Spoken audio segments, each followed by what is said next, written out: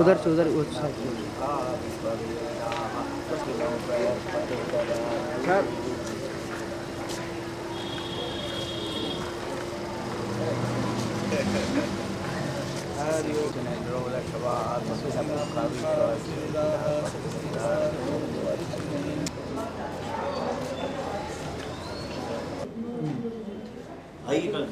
तो आज के कार्यक्रम का मुख्य वार्ता है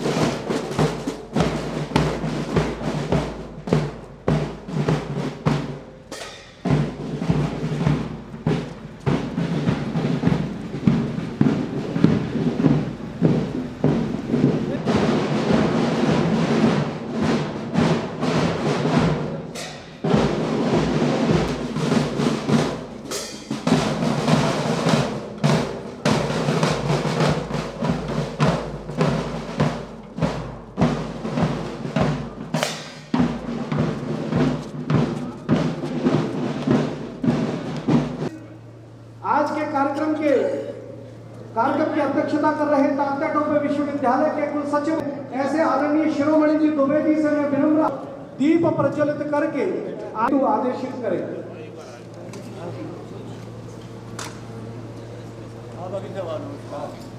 मैं श्रीमान सतीश चतुर्वेदी शाकुंतल जी से आग्रह करता हूं कि कृपया इस कार्यक्रम को विधिवत प्रारंभ करने की शाकुंतल श्री आर के वर्मा जी।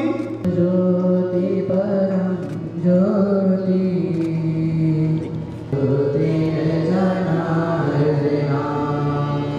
दीपो हरतु मे पापरोग्यं सुख संपदा विनाशाय आत्मज्योति ज्योति प्रदीप्ताय ब्रह्मा ज्योतिर्नमोस्तुते ब्रह्मा ज्योतिर्नमोस्तुते।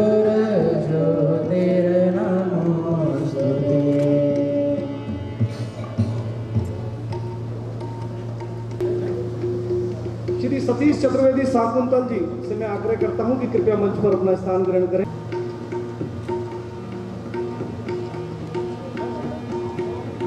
मैं आग्रह करता हूं हमारे सरस्वती विद्यापीठ आवासीय विद्यालय के भैया व ज्ञानदायिनी अम्ब विमल मति दे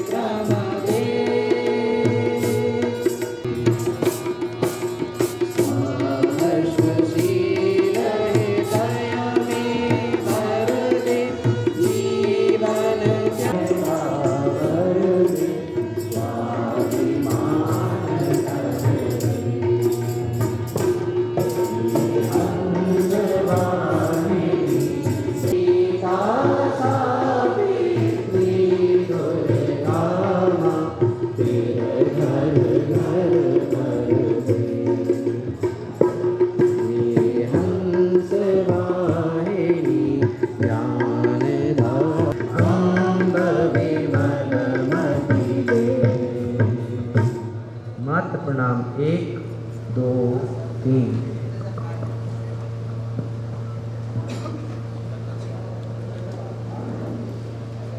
मैं आग्रह करता हूं कि मातृशक्ति के लिए हैं वहां आकर के अपना अपना स्थान ग्रहण कर लें। करें भाई राज यादव।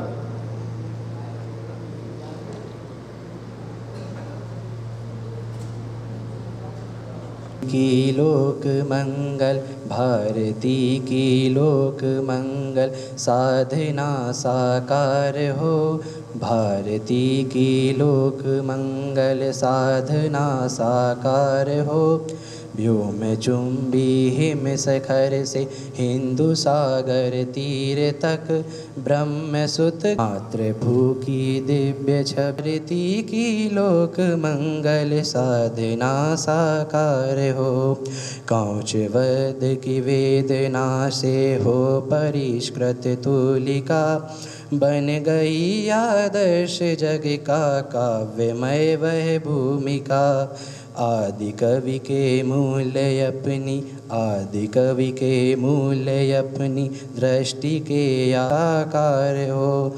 कंब तिरुवल्लु कबीरा पौतना ओ व्यास हैं, शूर तुलसी भारतेंदु भारती रविदास हैं। चेतना में प्राण का संचार हो, भारती की लोक मंगल, साधना साकार हो।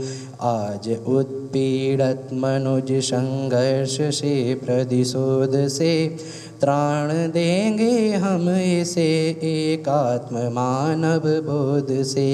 प्रेय की प्रतिमा गढ़ेंगे, प्रेय की संचार हो। भारती की लोक मंगल, साधना साकार हो। भारती की लोक मंगल, भारती की लोक मंगल, साधना साकार हो। भारती की लोक मंगल साधना।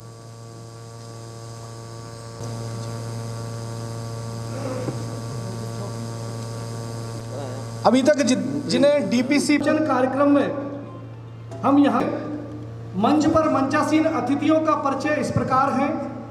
आज के कार्यक्रम के हमारे मुख्य अतिथि न्यायमूर्ति श्री A.K. श्रीवास्तव जी हैं। आप 2 सितंबर उच्च न्यायालय के न्यायाधीश के रूप में सेवानिवृत्ति ली।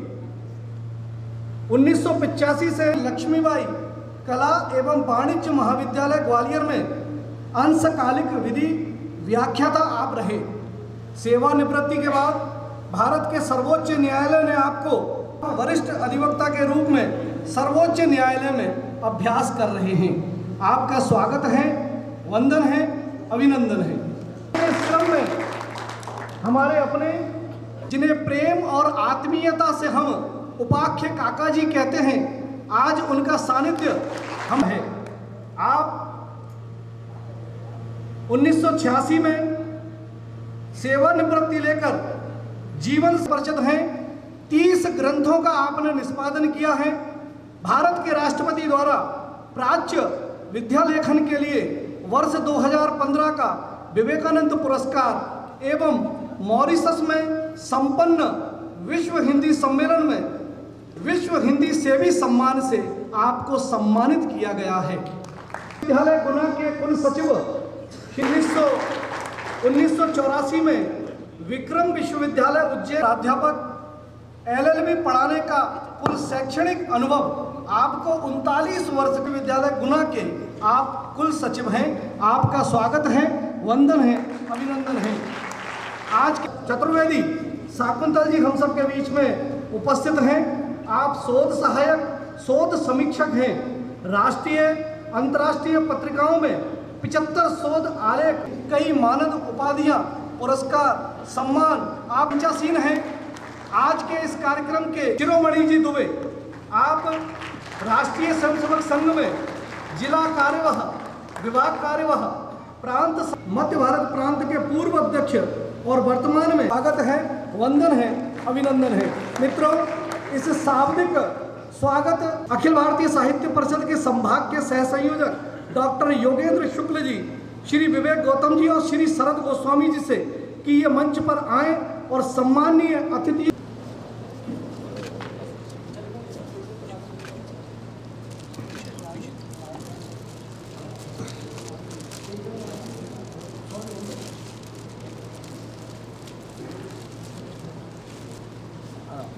अखिल भारतीय साहित्य परिषद आश्विन शुक्ल द्वादशी संवत 2023 विक्रमी तदअक्षर को इसने कार्य प्रारंभ किया।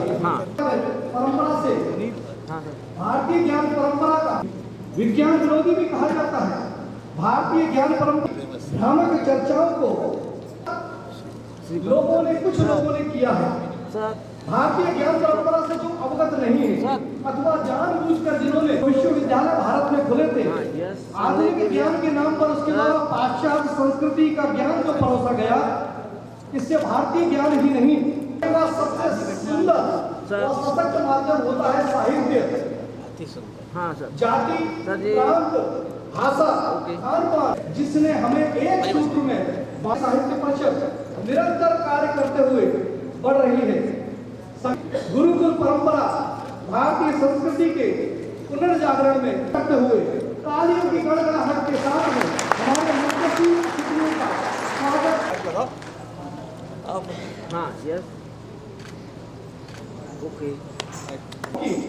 इस परंपरा के पश्चात मैं भारतीय शिक्षा में सनातन दृष्टि कि वो आए, वह पुस्तक का परिचय यहाँ पर सदन में विराजित समस्त श्रोताओं के मध्य प्रस्तुत करें। श्रीमान शिरोमणि जी दुबे।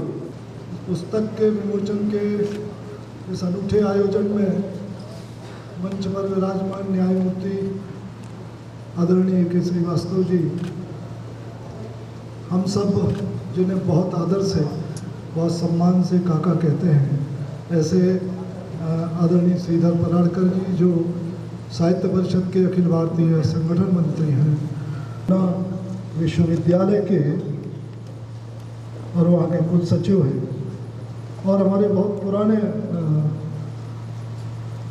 मैं कहूँगा युवानी से लेकर आज तक जिनके साथ साहित्य साधना में निरंतर लगा शाकुंतल प्रख्यात साहित्यकार हैं, मंच पर उपस्थित हैं। साहित्य परिषद के हमारे मध्य भारत प्रांत के महामंत्री हैं। यहाँ पर उपस्थित गुना के, शिवपुरी के, अशोकनगर के, ऐसे दूर दराज के अंचलों से पधारे हुए हमारे सभी साहित्यकार मित्रों, देवियों, हमारे बीच में राजेश जी शुक्ला, ये मध्य प्रदेश हाई कोर्ट में और अतिरिक्त महाधिवक्ता, वो भी आज सौभाग्य से हम सबके बीच में यहाँ पर उपस्थित हुए हैं, उनका भी स्वागत करता हूँ। पर दौड़ता है जब उस देश की शिक्षा व्यवस्था में युवाओं को संभालने और संवारने के बीज नहीं होते हैं। आज शिक्षा क्षेत्र के सामने जो चुनौतियाँ दिखाई देती हैं, उनको भी आमंत्रण हमने ही दिया है। यदि 15 अगस्त 1947 को देश ने गर्ज कर बोल दिया हो, तक पराई भाषा के चलन को समाप्त किया जाता है। मीर कासिम से लेकर जिन्ना जैसे लेखियों के झूठ की बुनियाद पर गढ़े गए इतिहास के पाठों को हटाने का फरमान सुना दिया होता बहुत उजला होता, बहुत चमकदार होता। हमने संकल्प लिया है कि वर्तमान में अभारतीयता को मस्तिष्क में ठूस ठूस कर भरने वाले ऐसे शिक्षा के ढर्रे में केवल आंशिक नहीं, आमूलचूल परिवर्तन किया जाएगा और शिक्षा का ऐसा स्वदेशी प्रादर्श प्रतिमान खड़ा करेंगे जिसके द्वारा ऐसी युवा पीढ़ी का निर्माण हो सके जो आत्मविकास और विश्व मानवता के कल्याण में विरले व्यक्तित्वों को गढ़ने का कार्य, यही वास्तव में शिक्षा का वास्तविक हेतु है। समय नदी की बाढ़ के अक्सर सब बह जाया करते हैं, है समय बड़ा तूफान प्रबल पर्वत भी झुक जाया करते हैं। अक्सर दुनिया के लोग समय में चक्कर खाया करते हैं, पर कुछ ऐसे भी होते हैं जो इतिहास बनाया करते हैं, कुछ ऐसे भी होते हैं इतिहास बनाया करते हैं। मित्रों, जिंदगी के असल मायने क्या हैं, जीवन का अभीष्ट क्या है, जीवन के गहरे गूढ़ रहस्यों को उद्घाटित करने का काम सभी विद्यार्थी हाथ खड़ा करते हैं। तब शिक्षक नरेंद्र से पूछते हैं, तुम क्या नर्क में जाना था? मैं आज उसी की बात करने आया हूँ। शिक्षा हमारी पुस्तक के लेखन का शायद निहितार्थ भी यही है। बालक नरेंद्र ने उत्तर दिया था कि न मैं स्वर्ग में जाना चाहता हूँ, न मैं नर्क में जाना चाहता हूँ, मैं स्वर्ग को धरती पर उतार लाना चाहता हूँ। मेरे जीते जी ये धरती स्वर्ग कैसे बन सकती है? यही सनातन दृष्टि निर्माण करना यह शिक्षा का वास्तविक हेतु है। राष्ट्र वाले बलिदान करने वाले लोग चाहिए। मैं सच कहता हूँ, इतिहास की क्रूर विडंबनाओं को मैं आज रखना चाहता हूँ कि जब जब और सुभद्राएं सो गई थी तब तब अभिमन्यु को मरना पड़ा था। जब तक इस देश की दादियां और देश भक्ति की लोरियों की थपकी देकर अपने पोते और पोतियों को सुलाती रहेंगी, तब तक भारत के भाग्य, तब तक मेवाड़ के मस्तक को कोई वैसी ताकत कभी झुका नहीं सकती। इसीलिए कन्हैयालाल सेठिया लिखते हैं, किसी के स्वर्ण पर हमने नहीं अधिकार चाहा है, न सीमा पर हमारे देश ने विस्तार चाहा है, पर यह बात कहने में न चूके हैं न चूकेंगे। लहू देंगे मगर इस देश की मिट्टी नहीं देंगे, लहू देंगे मगर इस देश की मिट्टी नहीं देंगे। मित्रों, भारत इसलिए भी महान नहीं है कि उसके पास अतल गहराई वाला सागर है। यहाँ पतित पावनी गंगा बहती है, इतना भर नहीं है मित्रों इस देश में। भारत दुनिया का सिरमौर इसलिए नहीं है कि ये दुनिया का सबसे बड़ा जनतंत्र है। इस सबसे इतर देश महान तब बनता है जब कोई विष्णुगुप्त चाणक्य शिखा में गांठ लगा करके चुनौती देता है,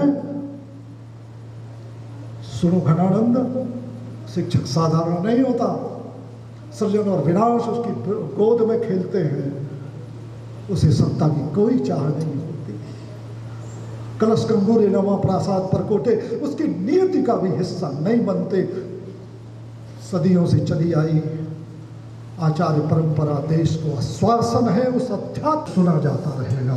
देह की देह मगन हो बोलती है, पुण्य के प्रासाद का पट खोलती है, त्याग के पथ पर मसालों सा जिया जो लेखनी की जय उसी। तो आखिर में आचार्य कोई शिक्षक कोई पद नहीं है, पदवी भी नहीं है, वो ओढ़ा हुआ अलंकरण आवरण भी नहीं है दोस्तों। वो शिक्षक और मास्टर तो कतई नहीं है, वो उपदेशक भी नहीं है, सच से सिखाता है वो आचार्य है। दोस्तों, सच बताता हूँ, इस देश में ये विवश दिखाई देती है। और एक आचार्य चाणक्य की परंपरा है जो सत्ता सिंहासनों को ठोकर मार करके एक सामान्य से परिवार में जन्मे चरवाहे के बेटे को मगध का साम्राज्य सौंप देती है। अनादिकाल यह चाणक्य परंपरा के खरल में कुटे हुए सन्यासी सूरमा आज भी अपना सर्वोत्तम न्यौछावर करने के लिए आतुर दिखाई देते हैं। इस अर्पण में कुछ और नहीं करता है, बस महापुरुष कभी जन्म नहीं लेते हैं। वो तो आचार्य उपाध्यायों को चरण में बैठ करके महामानव बनते हैं। लेकिन आज वो आचार्य अध्यात्म के तपोवन का कृष्ण युद्ध भूमि में अर्जुन को कर्मयोग का कहीं ऐसा ना हो कि शिक्षा का ये राहुकाल पूरी शिक्षा व्यवस्था को ही कलंकित कर ले। इससे पहले ध्यान रखिएगा, इससे पहले इस शिक्षा में पसरे पड़े हुए बाम सेकुलर इकोसिस्टम को हमें तोड़ना पड़ेगा, अन्यथा निकले थे कहाँ जाने के लिए, पहुँचे हैं कहाँ मालूम नहीं, कहीं ऐसा ना हो जाए मित्रों। इसलिए समय बहुत कम है, काम बहुत बड़ा है, चुनौतियां स्वीकार करने से जीवन पुष्प महकता है।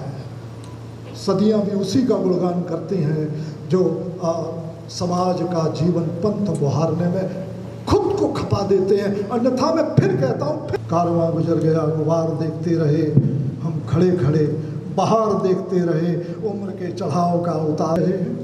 वर्तमान में उच्च शिक्षा की शुल्क एवं नियामक आयोग के अध्यक्ष हैं, विद्या भारती अखिल भारतीय उपाध्यक्ष हैं। बात कहता हूँ तब आज जो मंच पर विराजमान हैं डॉक्टर सतीश चतुर्वेदी साहब, ये हमारे बाल सखा साहित्य सृजन साधना में सहयोग किया है और तोमर प्रशिक्षण संस्थान के निदेशक हैं, भोपाल में रहते हैं। उनकी भी जो शब्द यात्रा चली उसका मैं विश्वास दिलाता हूं और अपनी बात को समाप्त करता हूं। बहुत बहुत धन्यवाद। स्वागत आदरणीय शिरोमणि समझता हूँ श्री राजेश जी शुक्ल, अतिरिक्त महाधिवक्ता ग्वालियर से हम सबके बीच में है। मैं उनका स्वागत करता हूँ, वंदन करता हूँ, अभिनंदन करता हूँ, डॉक्टर करता हूँ। हमारे काव्य जगत के महामना दोनों आदरणीय श्री पुरुषोत्तम जी गौतम, श्री प्रमोद जी भार्गव हमारे बीच में उपस्थित हैं और पीछे आदरणीय हरीश चंद्र जी भार्गव बैठे हैं। मैं उनका की प्रस्तावना के बाद में हम पुस्तक के विमोचन की ओर जा रहे हैं और पुस्तक करते हुए कुछ योजना हमने बनाई। मैं आग्रह करता हूं कि वो पुस्तक की टोल यहाँ लेकर के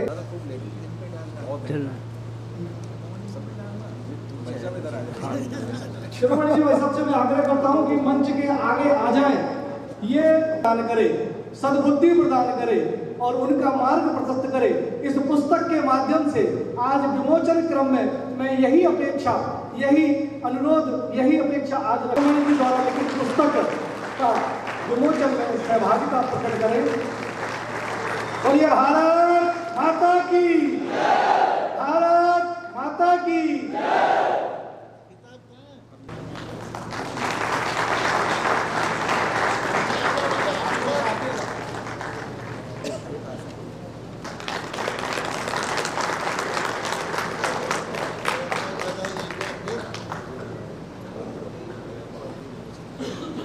आदरणीय श्रीमान सतीश चतुर्वेदी।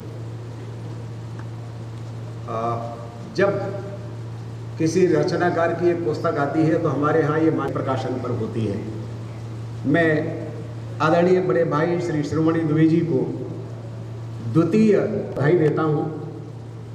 भारतीयता में रचने पचने की जो आकांक्षा है, उनकी जो उत्कट अभिलाषा है, शब्दों के माध्यम से वे हम सबके भीतर तो है ही है जो यहाँ उपस्थित हैं। उनकी अभिलाषा, उनकी कामना है हमारे देश के।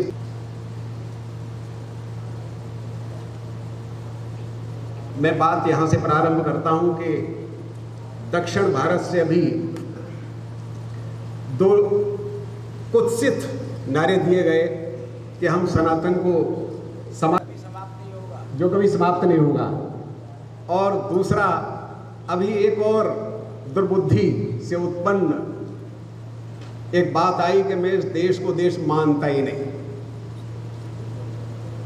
उसी समय में उनको करारा जवाब है। सनातन में समाप्ति का कोई आशंका ही नहीं है। सनातन है वो तो चलते रहने वाला चिंतन है। एक रचनाकार की चिंता भी रहती है। राष्ट्रकवि मैथिली शरण गुप्त के शब्दों में अगर मैं लूं, हम कौन थे को उठाते भर नहीं है।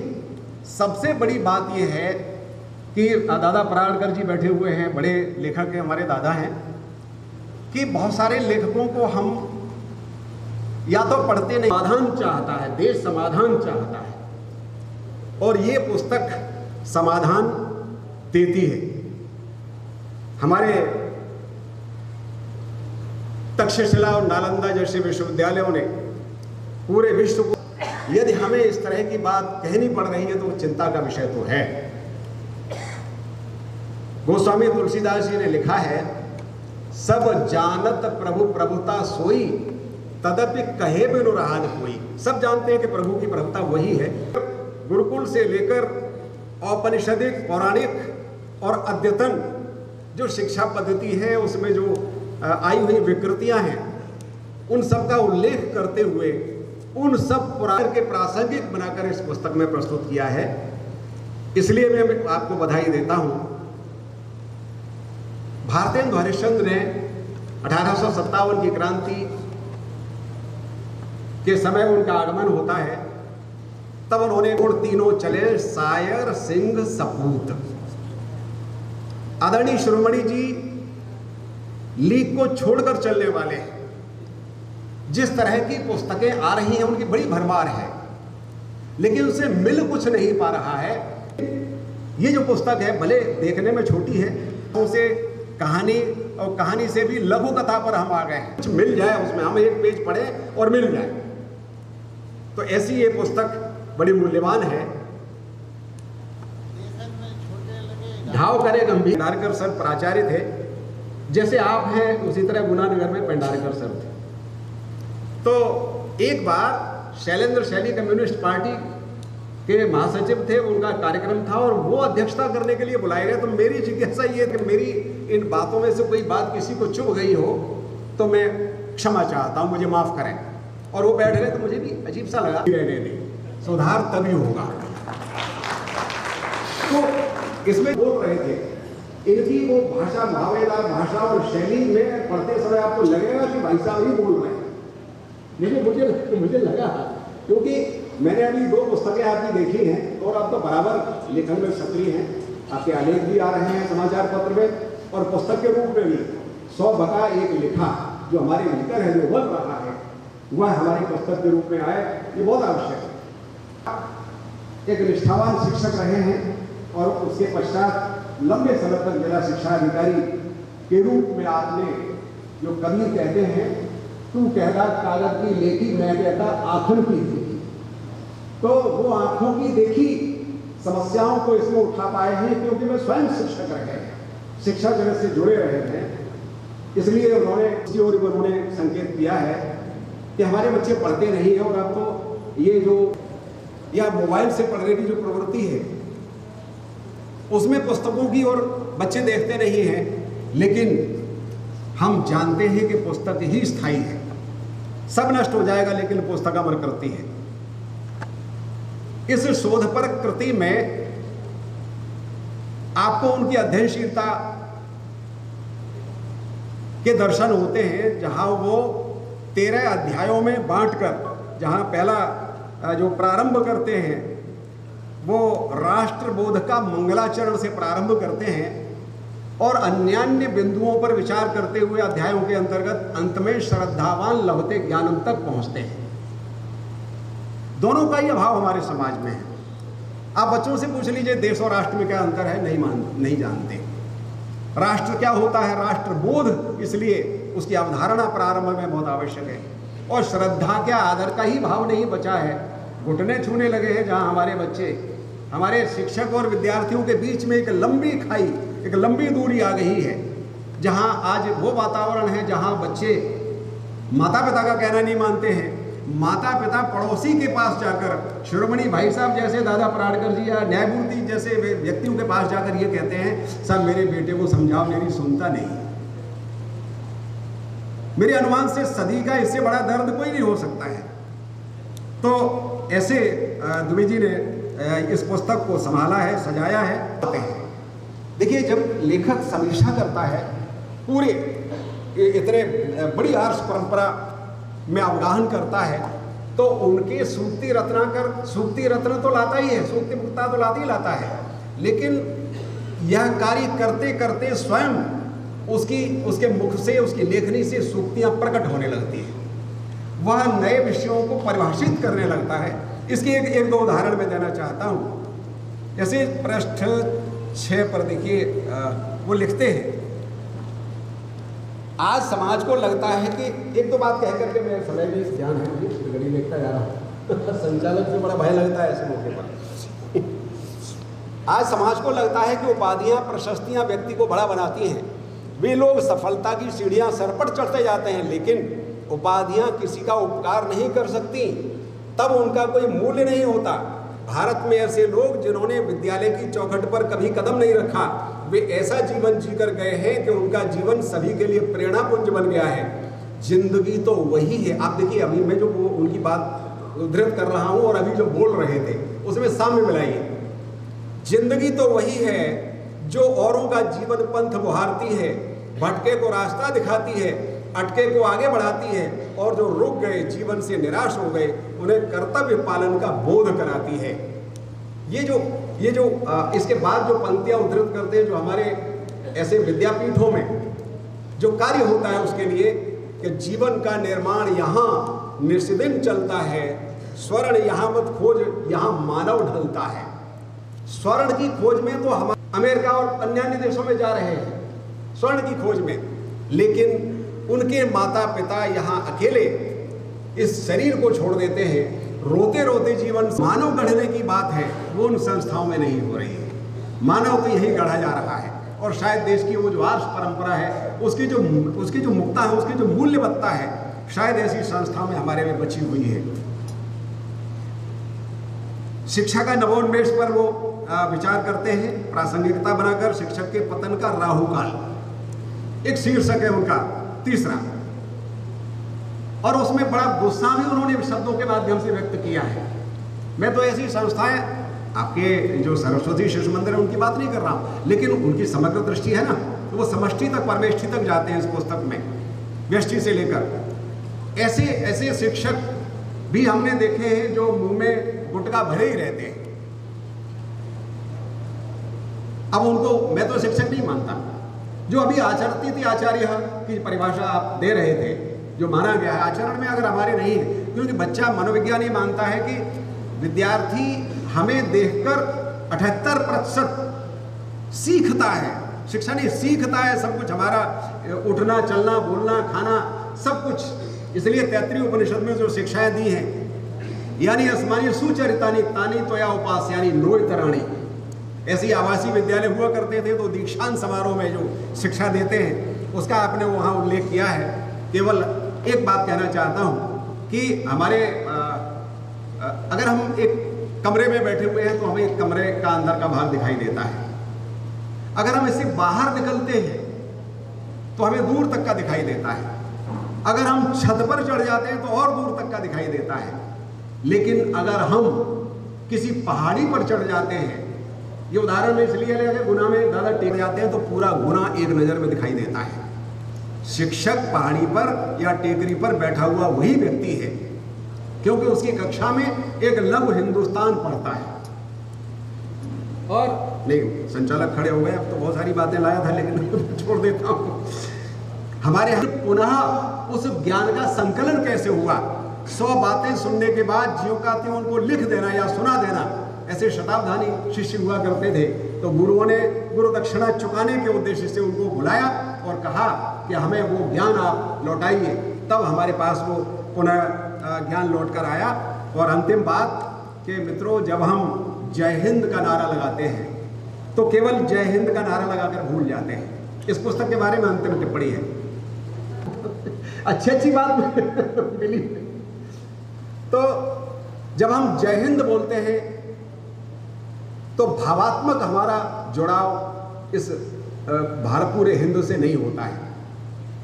उस जय हिंद शब्द में जब जय हिंद बोलते हैं तो कश्मीर से लेकर कन्याकुमारी तक और गुजरात के बेट द्वारिका से लेकर अरुणाचल प्रदेश तक की हमारी वन संपदा, हमारी नदियां, हमारे पर्वत पठार और हमारी जितनी संस्कृतियां हैं, और हम स्वयं उसमें अपनी जय बोलते हैं, उन सबकी जय उस जय हिंद में बोलती है। ये मुख्य द्वार खोलती है। मैं एक बार इन शब्दों के साथ पुनः आपको बधाई देता हूँ। आपने मेरी बात सुनी, बहुत बहुत धन्यवाद। मैं श्री महेंद्र रघुवंशी जो प्रांत के सह सचिव हैं विद्या भारती, और दीदी रश्मि रघुवंशी जो विद्या भारती प्रांतीय कार्यकारिणी सदस्य हैं, आप दोनों सदन में उपस्थित हैं। मैं आपका स्वागत करता हूं, वंदन करता हूं, अभिनंदन करता हूं। मैं मुख्य अतिथि श्रीमान A.K. श्रीवास्तव जी, जो वैसे भी मुझे न्यायमूर्ति कम व्याख्याता ही ज़्यादा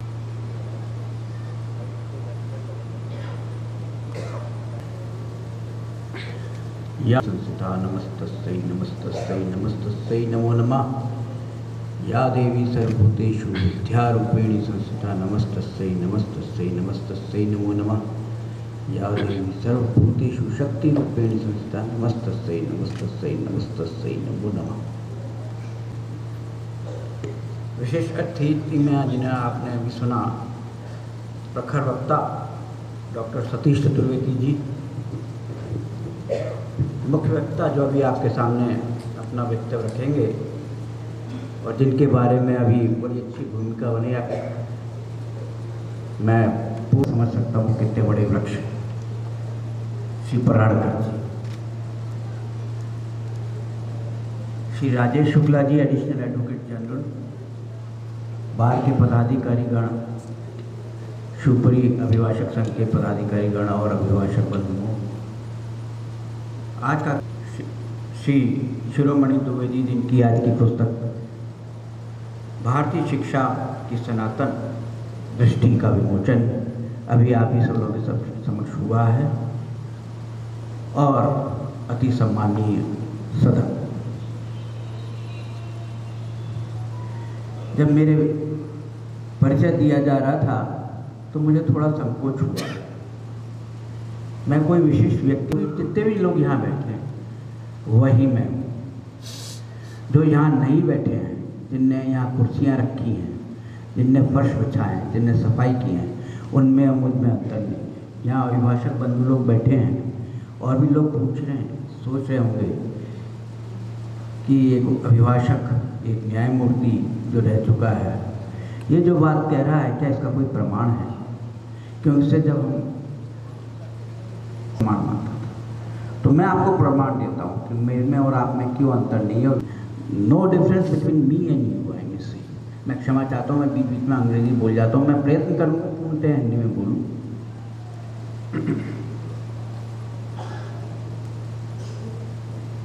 कैसे? और मैं प्रमाण दे रहा हूँ,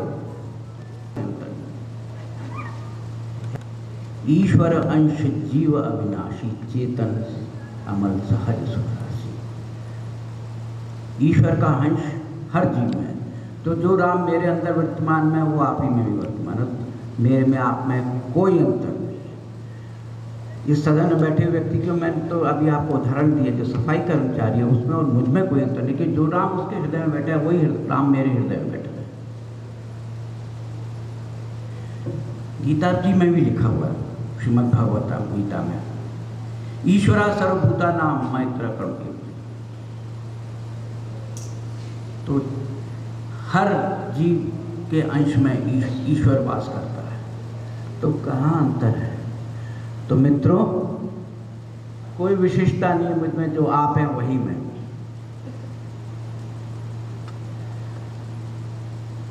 अभी पुस्तक का विमोचन हुआ, भारतीय शिक्षा की सनातन दृष्टि। प्रश्न ये उत्पन्न होता है, कैसे? ये कैसे हो? मैं बहुत सरल उदाहरण से आपको समझाने का या बताने का प्रयत्न करूँगा। यहाँ इतने बड़े ज्ञान है, उसको आपको मैं बात कर सकता हूँ, और मैं बहुत सरल पद्धति से बता सकता हूँ कि भारतीय शिक्षा की सनातन दृष्टि क्या होनी चाहिए। ग्वालियर नगर से चलने के समय श्री राजेश शुक्ला जी मेरे निवास आए, साथ में चले। वो राजेश शुक्ला जी ने देखा होगा, जहाँ गुलमोहर सिटी में मेरा निवास है, वहाँ से हम चल रहे थे, सड़क बन रही थी। भाई उसने कहा क्या कर रहे हैं? करम फोड़ रहे हैं। गिट्टी काट रहा था, फोड़ रहा था, पत्थर तोड़ रहा था। क्या कर रहे हैं? करम फोड़ रहे हैं। दूसरे से पूछा क्या कर रहे हो भाई? मजदूरी कर रहे हैं। क्या कर रहे हैं? मजदूरी कर रहे हैं, संध्या को घर जाएंगे, रोटी का घर वाले को रोटी देंगे। तीसरे से पूछा आप क्या कर रहे हो? मैं प्रभु का कार्य कर रहा हूँ, अपना देश का कार्य कर रहा हूँ, सड़क बना रहा हूँ, इससे लोगों को सुविधा होगी, आवागमन हो सकता है। अब आप देखिए, तीनों व्यक्ति एक ही काम कर रहे हैं, लेकिन सोच सबकी अलग है। पहला कर्म फोड़ रहा है, दूसरा जीवन यापन कर रहा है, और तीसरा कह रहा है मैं देश की सेवा कर रहा हूँ, प्रभु की सेवा कर रहा हूँ। आप ये देखिए, तीसरा व्यक्ति है। यही भारतीय शिक्षा का सनातन रीति है। कार्य कर रहा हूँ, भगवान का कार्य कर रहा हूँ, उसमें ये चीज़ सम्मिलित है, उसका परिवार का मजदूरी सम्मिलित है, उसका मिट्टी तोड़ना भी सम्मिलित है। तो यही है शिक्षा की सनातन रीति।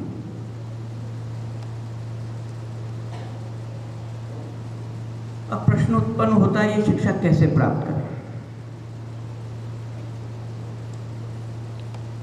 कह सकता हूँ। जब भी हम अध्ययन करने विद्यार्थी थे तो अध्ययन करने जब बैठते थे तो नहीं आए होंगे, वो सब आ रहे, आप अपनी शिक्षा नहीं लेने पर। क्यों हो रहा है ऐसा?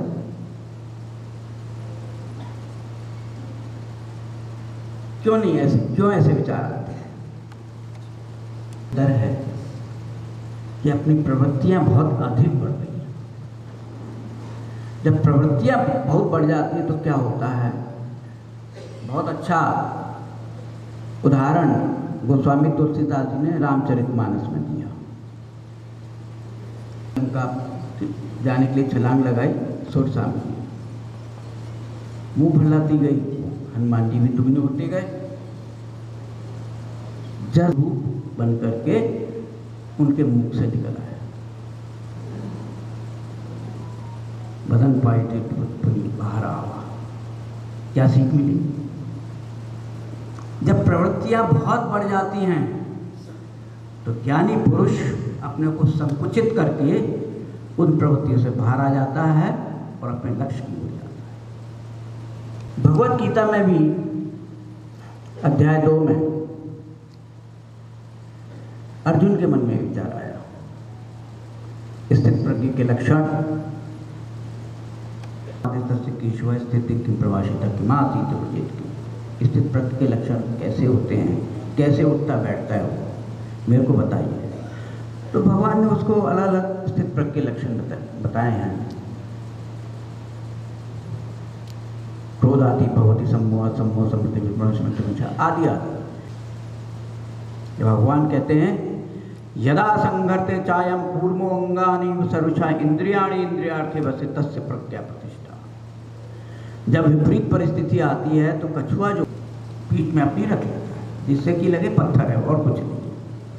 तो जब आध्यात्मिक प्रवृत्तियों को आप बढ़ जाती हैं तो आप उनको संकुचित करके अपने अंदर कर लीजिए, आपको लक्ष्य की प्राप्ति होगी। यही शिक्षा सनातन की नीति है जो मुझे समझना। आप तय मानिए, कोई भी अच्छा कार्य करने जाओ, विघ्न बाधाएं आएंगी, हमेशा आएंगी। कुछ भी करने काम करेंगे, आपको विघ्न बाधाएं नहीं, ये आपको ये काम के लिए जाना है उस तारीख पर, उस दिनांक को, आपको ये नहीं हो सकता।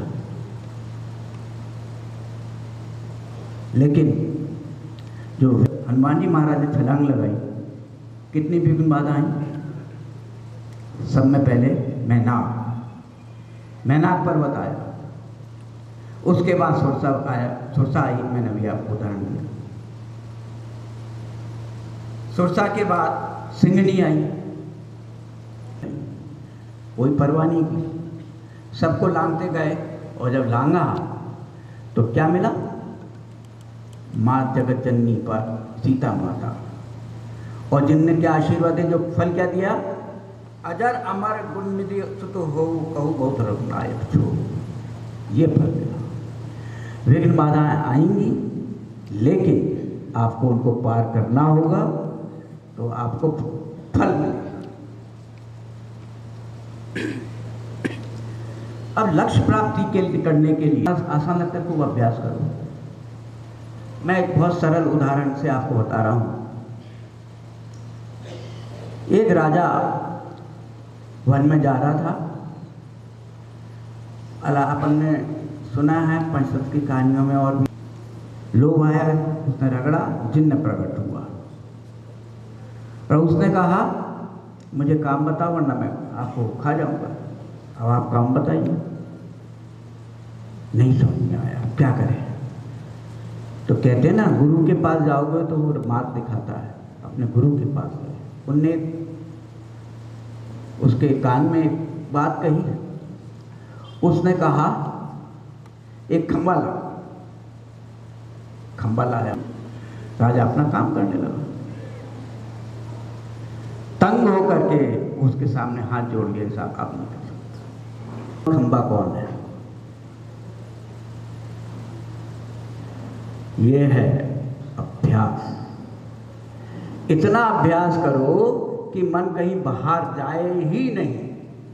ये अभ्यास का सरल तरीका है।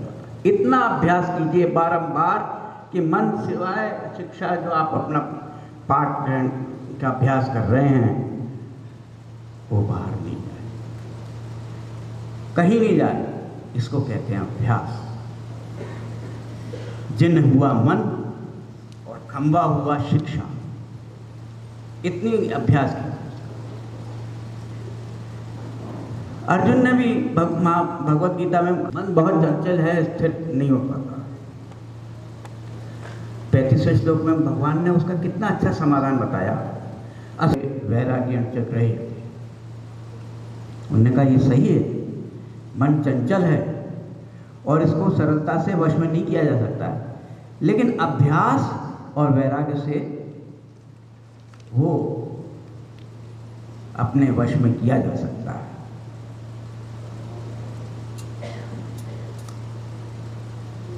अभ्यास के बारे में तो अभी मैंने आपको सरल उदाहरण, एक 3 प्रश्न होते हैं, उसका एक ही उत्तर है। घोड़ा अड़ा क्यों, पान सड़ा क्यों और पाठ भूला क्यों, और पाठ भूला क्यों, उसका एक ही उत्तर है, फिर आगे। आप देखेंगे जो अब तो नहीं चलते तांगे वगैरह, नहीं पढ़ोगे, वकील साहिबान लोग बैठे हैं, यदि उनने सिविल प्रक्रिया संहिता का आदेश 39 1 और 2 हजारों बार पढ़ा है तो फिर से पढ़ते हैं, तो उसे नहीं। असंशय महामाव मनो दुर्ग्रंथन अभ्यास तो कौन थे। अब ये वैरागी क्या है? वैरागी नहीं कि जंगल में गए, क्या है?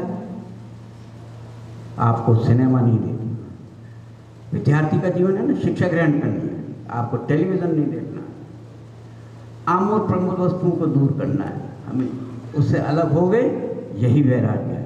और जब वैराग्य होगा तो मन स्थिर हो जाएगा, यही भगवान है। अब इन सब को करने के बाद भारतीय शिक्षा की सनातन रीति क्या मिलेगा? ये सब किया, अभ्यास किया, वैराग्य, आपको अच्छी शिक्षा ग्रहण कर रहे हो सनातन रीति से। मैं एक बहुत छोटे से उदाहरण से आपको समझाने का प्रयत्न करता हूँ, बहुत ही सरल। न्याय का दायित्व निर्वाह का दायित्व कर रहा था, मेरे ऊपर डाला गया था। बहुत व्यस्त होता है न्याय, एक हाईकोर्ट जज का कार्यकाल, बहुत पढ़ना पड़ता है। मेरी एक छोटी सी पोती दिल्ली से आई थी, ये मैं I am talking about year 2004 और 5 परहैप्स। वो मेरे को बार बार तक मिलती, मैं मुकदमे कर रहा था। अब वो मैं उसको समझा रहा, बेटा मैं पढ़ रहा हूँ, उसको नहीं समझ में, तो अबोध बालिका वो क्या थी। मैंने हिंदी चिंदी कर दिया और मैंने कहा इसको फिर से बना के दो। I was under impression that she will not come for another 2-3 hours because she can't assemble it. वो उसको सबको मिला करके नहीं नक्शा बना के ला पाएगी, और मैं अपने 5 मिनट में बना लाई। मैंने पूछा बिटिया तुम कैसे बना ली? कहता बाबा इट इज़ वेरी इजी। आपने जो नक्शा था फाड़ा था, उसके पीछे एक आदमी का फोटो लगता है, एक व्यक्ति का फोटो था।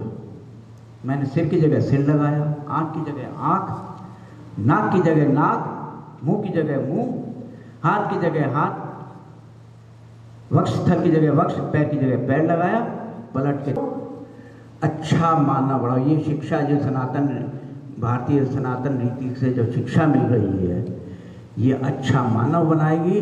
जब अच्छा मानव बनाएगी, देश अपना बन जाएगा, कोई आवश्यकता नहीं। मेरा आपसे आग्रह है, किसी देश को बर्बाद करना हो तो कोई मशीन गन, टैंक, मिसाइल की आवश्यकता नहीं।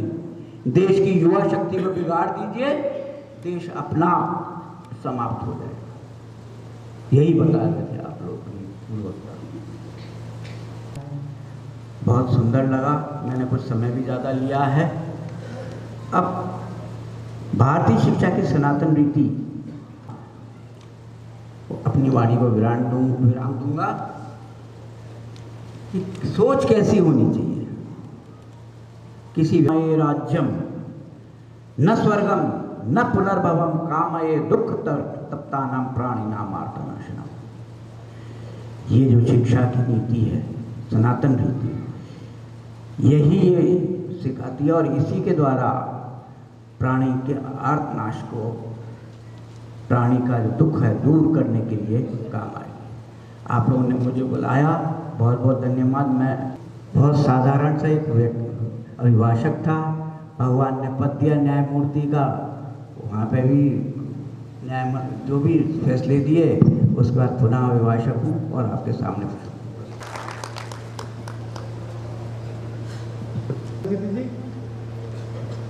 बिनु हरि कृपा मिले ही नहीं संता, बाबा तुलसी लिख कर गए हैं। बिनु संस्कार प्राप्त करके जब सामाजिक जीवन की ओर पग बढ़ाया, तब अपने आप को सौभाग्यशाली माना कि पूज्य महामना श्री लक्ष्मणराव जी तराणेकर जी और पूज्य महामना श्री माणिकचंद जी वाजपेयी मामा जी का दर्शन और आशीष प्राप्त करने का सौभाग्य मिला। मैं इसी को कहता हूँ कि बिनु हरि करने में बढ़ रहे हैं ऐसे महामना जो पारसमणि हैं, जिसको भी छू ले वो स्वर्ण बन जाता है। और कहा जाता है कि शब्द शब्द ब्रह्म है। उनको सुनकर के भी ऐसा लगता है कि शब्द शब्द वाकई ब्रह्म है।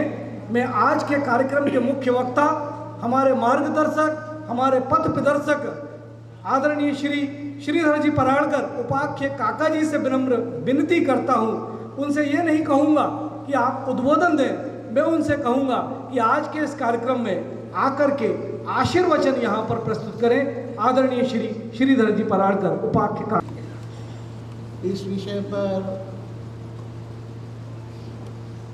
श्रीमान शिरोमणि दुबे जी की पुस्तक के लोकार्पण समारोह के अध्यक्ष अतिथि श्री अश्विन कुमार श्रीवास्तव जी, जिन्होंने पुस्तक की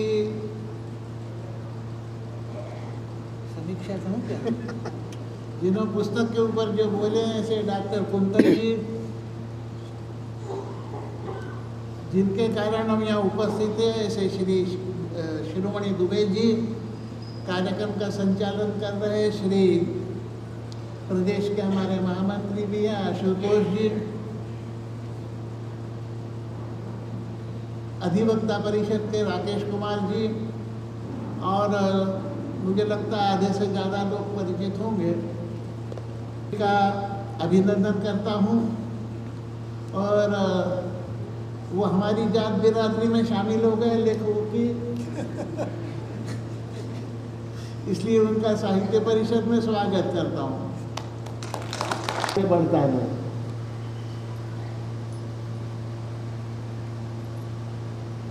शिक्षा की सनातन परंपरा, इस विषय पर पुस्तक लिखने की मैं समझ सकता हूँ। एक इंजीनियरिंग कॉलेज में वो यहाँ के कैसे होंगे,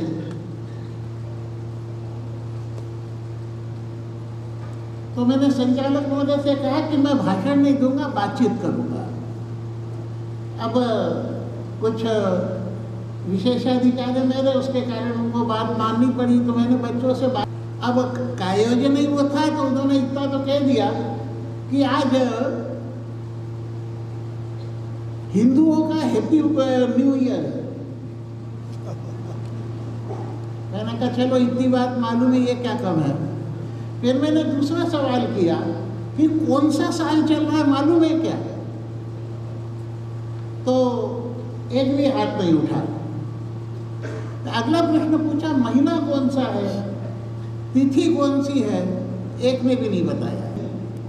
तो एक ने बड़े हिम्मत के साथ कहा, बोले ये जो है ये आउटडेटेड हो गया सारा, अब किसी मतलब का नहीं रहा। मैंने कहा तुमने बहुत बढ़िया जवाब दिया है, मैं प्रसन्न हूँ तुम्हारे जवाब से, लेकिन एक बात बताओ कि अगर तुम्हारी शादी तय होगी तो तुम बताओगे क्या कि 10 अक्टूबर को होनी है कि 15 नवंबर को करनी है, कैसे होगी तुम्हारी शादी तय? अरे बोले वो तो पंडित जी आएंगे, वो मुहूर्त निकालेंगे। मैंने कहा मुहूर्त कैसे निकलेगा? अच्छा, मैंने कहा फिर ये बताओ अगर तुम्हें होली मनानी हो, मैंने कहा दिवाली, तो ऐसे 5-6 चीजें उनसे अलग अलग प्रकार की पूछे तो बोला नहीं ये तो पंचांग से ही निकालते हैं। तो मैंने कहा जिससे हम मनाएंगे तो पंचांग से ही मनाने वाले हैं, तो जिससे हमारा जीवन चल रहा है वो कैलेंडर तो क्या हो गया, आउटडेट। और जिसका हमारे जीवन में कोई संबंध नहीं है, केवल 15 अगस्त, 26 जनवरी, ज़्यादा से ज़्यादा 2 अक्टूबर, इन 3 तारीखों के अलावा कोई महत्व नहीं है, वो कैलेंडर हमारे लिए क्या हो गया, अपडेट। तो जिस वो चलनी से छान के निकाले जाते हैं ना पीईटी के, फिर वो इंजीनियरिंग वाले में जाते हैं, उनकी अगर ये स्थिति है तो उनको सनातन दृष्टि तो देनी पड़ेगी ना भैया, उसके बिना कैसे काम चलेगा।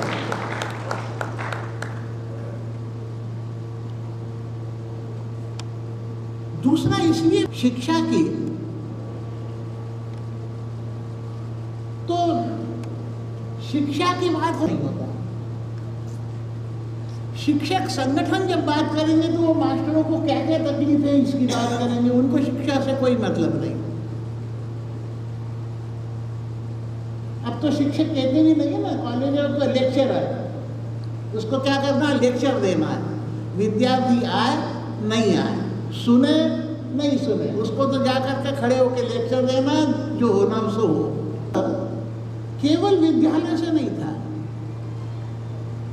कहा भी जाता कि पहली गुरु जो है माता होती थी, तो घर से जो विद्यार्थी होता था उसको शिक्षा प्राप्त होती थी। और इसमें तो इन्होंने शिक्षा शब्द का प्रयोग किया है, ये बहुत छोटा शब्द है। इसके लिए सनातन में शब्द है विद्या और अविद्या, वेदों में 2 का वर्णन है। और मांडुक्य उपनिषद में उन्होंने उसको परा और अपरा विद्या कहा है। तो जो पढ़ाई जा रही है वो अविद्या है, कथा है, अंधे और लंगड़े की सबको मानता। अब रास्ते में मित्रता हो गई, दोनों एक जगह रुके, लेकिन पास में आग लग गई और जो अंधा था उसको दिख नहीं रही थी, वो जा नहीं सकता था कहीं, तो फिर उन्होंने उसने जा सकता, तो बच्चों की कहानी लगती है हमको, लेकिन ये आती है कठोपनिषद में।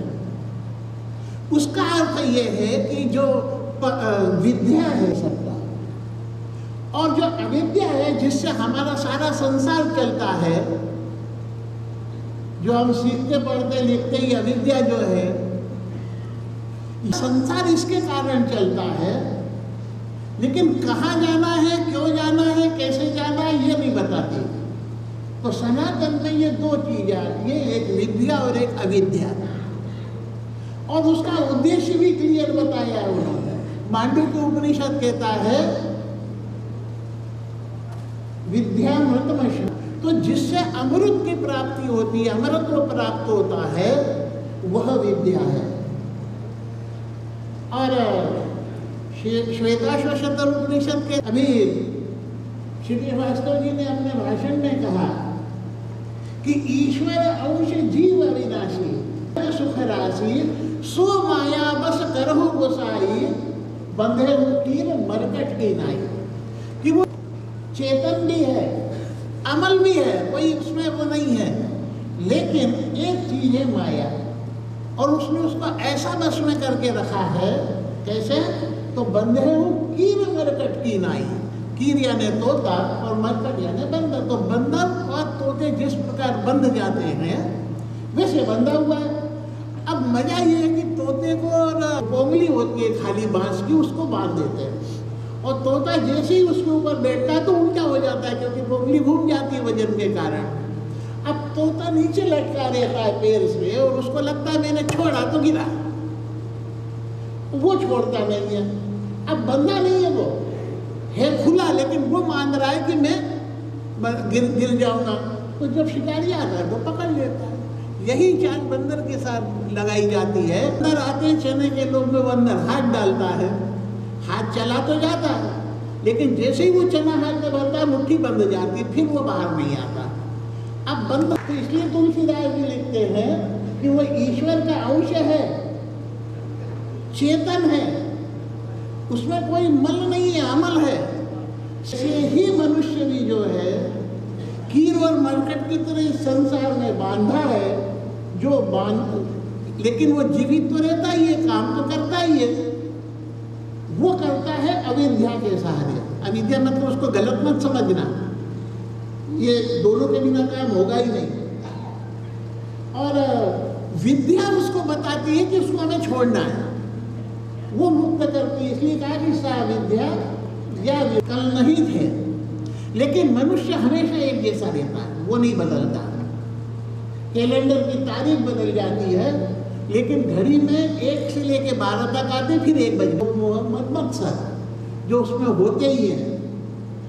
और जीवन के शाश्वत मूल्य ये है कि क्यों जीना, तो त्याग, सेवा, समर्पण, श्रद्धा, विश्वास, इसके द्वारा वो मनुष्य बनता है। नहीं तो पशु और मनुष्य में अंतर नहीं है, कोई अंतर नहीं है।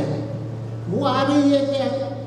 तो आज जो स्थिति मैंने भाषण की शुरुआत जहाँ से की, हम क्या कर रहे हैं, क्यों कर रहे हैं, शाकुंतल जी को समय नहीं मिला था इसलिए उन्होंने कहा नहीं, लेकिन नहीं, ऐसे ही केवल शिक्षा मनुष्य की दिमाग की नहीं है।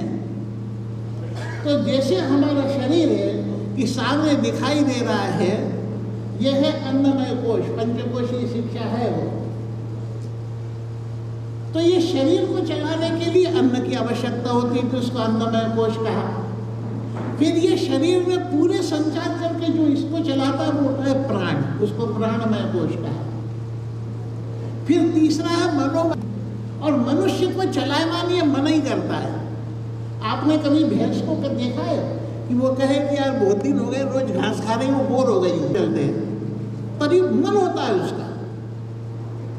पशु को केवल एक ही मालूम है कि बस भगवान ने जो तय कर, नहीं देखता कि बच्चे में कोई खाएगा कि नहीं, जिसकी मर्जी है उसको खाए, कल के लिए बचा के। तो खाने का भी कोई नियम नहीं, और खा लिया। बहुत से ऐसे विद्वान हैं, महिला बैठी, इनको तो मालूम होगा कि खाने के बाद वो कह देता है यार शाम के लिए थोड़ा, इतना ही नहीं होता उसका। खा लिया है, बचा लिया है अपने लिए, फिर वो सोचता है ये पड़ोसी को नहीं मिलना चाहिए, ईर्ष्या होती है कि मेरे को मिल गया।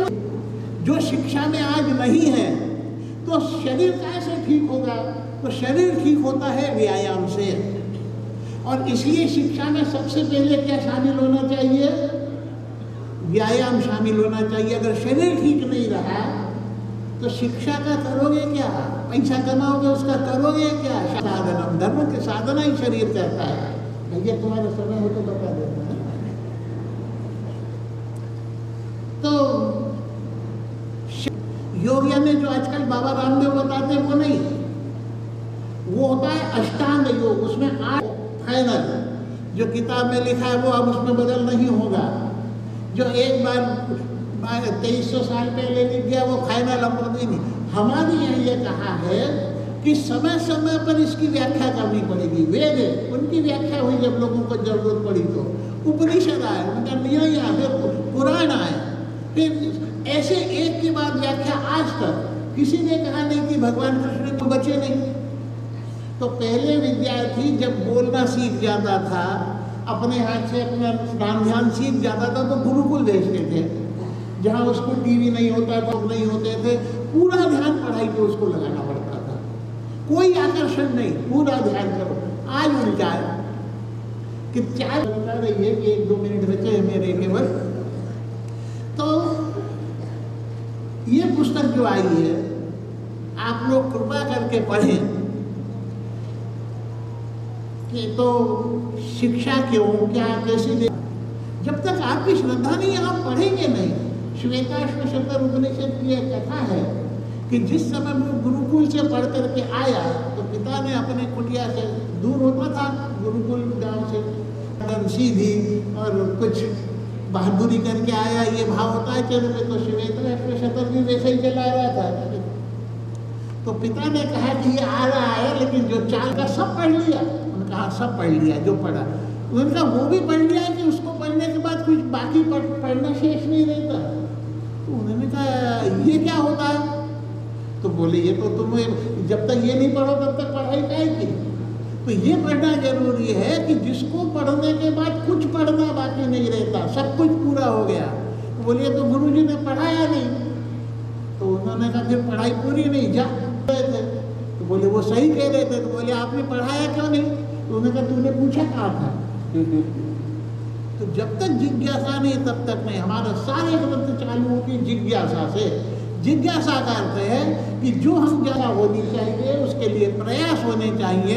ये मिलकर के बनती है श्रद्धा। अब वो मैं जो बोल रहा हूँ वो उनके अंदर नहीं जा रहा, जो सुन रहे हैं उनके अंदर जा रहा है। उनका अभिनंदन है। आपकी मित्रता अच्छी है तो वैसी तो खरीद करके, लेकिन पढ़े जरूर है? एक बार फिर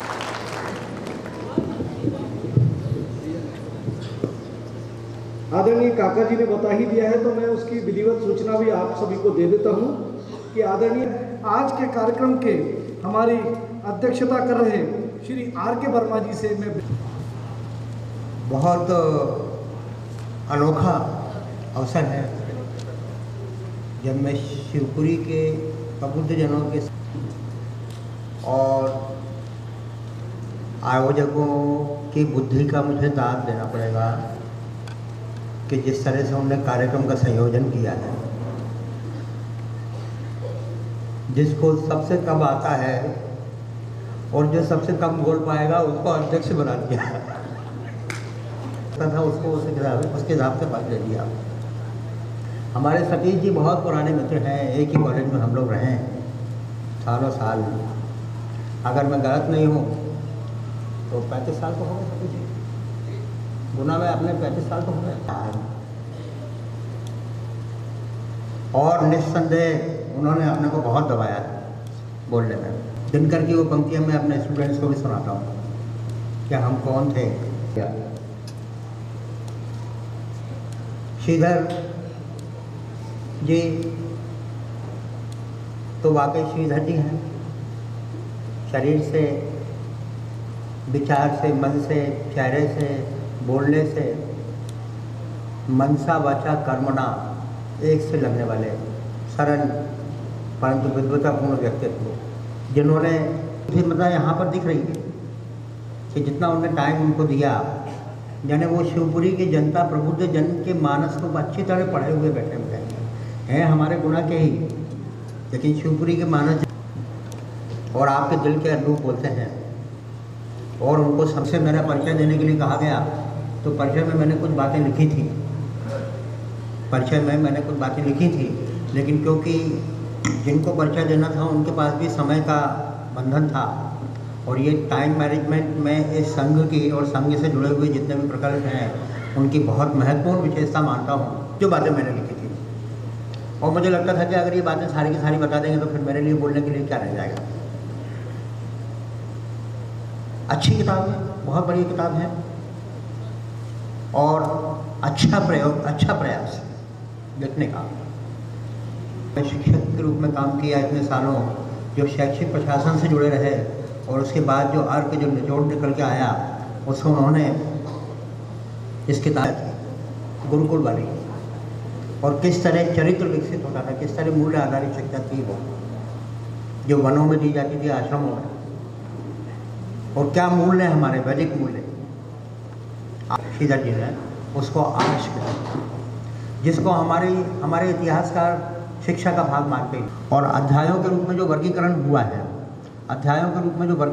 है, उसमें थोड़ा सा मिश्रण है, बाकी उन्होंने दिल से लिखा है,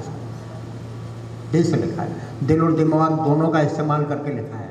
और जो बोला है अक्षरशः उतनी पॉपुलर बनेगी, उतनी पठनीय बनेगी, उतनी को वो स्कूल कॉलेजों से प्रोफेशनल इंस्टीट्यूट से बैठकर विधि का छात्र हो तो। और मैंने कभी किसी काम के लिए मना नहीं किया।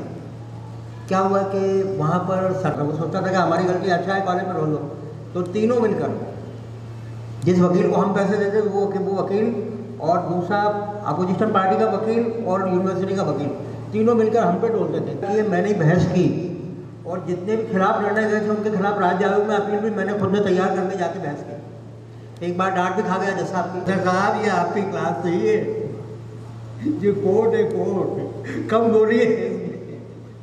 तो इस तरह की डांट खा के भी मैंने अनुभव लिया, लेकिन ईश्वर की कृपा से मैं कोई मुकदमा हारा नहीं। और ये जो व्याधि आई थी वो ख़त्म हो गई कि कॉलेज के खिलाफ झूठे मुकदमे लाना, और मैंने उसके लिए कोर्ट का रुख बदल दिया।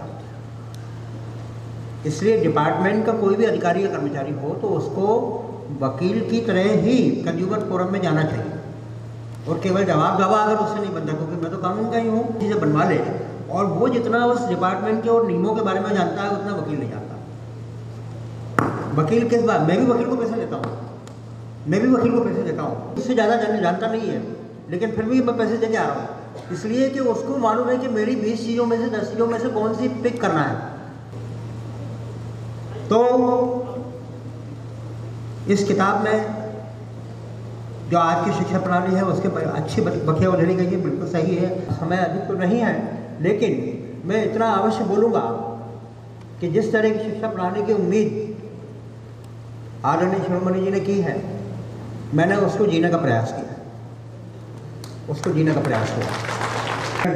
ये सब एक ही सीरीज की अलग अलग कड़ियाँ हैं, 6 की अलग अलग क्लूज हैं, और इनको बहुत सिस्टमेटिकली अरेंज किया जाना चाहिए अगर छात्र को सही शिक्षा देना है।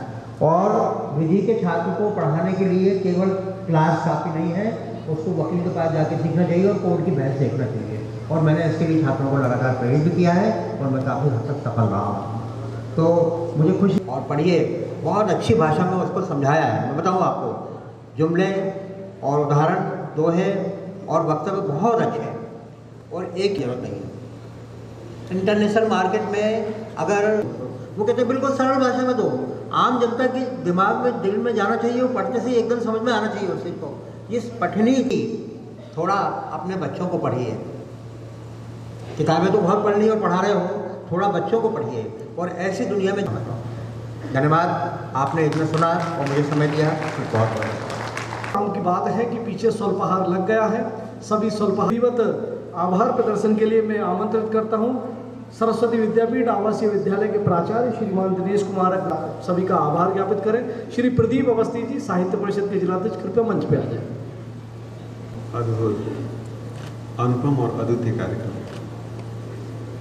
सरस्वती विद्यापीठ आवासीय विद्यालय के सुदर्शन सभागार में आयोजित प्रतिभा की धनी प्रादेशिक सचिव परम आदरणीय श्री शिरोमणि जी दुबे द्वारा लिखित पुस्तक भारतीय शिक्षा की सनातन दृष्टि के विमोचन कार्यक्रम में उपस्थित आज के मुख्य अतिथि माननीय न्यायमूर्ति आदरणीय श्री ए.के. श्रीवास्तव जी, श्रीधर पेड़ाकर जी, कार्यक्रम के अध्यक्ष आदरणीय डॉक्टर आर.के. वर्मा जी, विशिष्ट अतिथि आदरणीय डॉक्टर सतीश चतुर्वेदी जी का मैं हार्दिक आभार व्यक्त करता हूं कि उन्होंने अपनी गरिमामयी उपस्थिति से कार्यक्रम को भव्यता प्रदान की।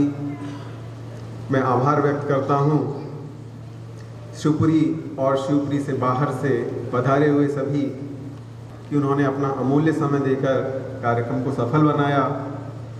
कार्यक्रम को सफल बनाने में जिन जिन का भी प्रत्यक्ष और अप्रत्यक्ष सहयोग प्राप्त हुआ, मैं उन सभी का आभार व्यक्त करता हूं।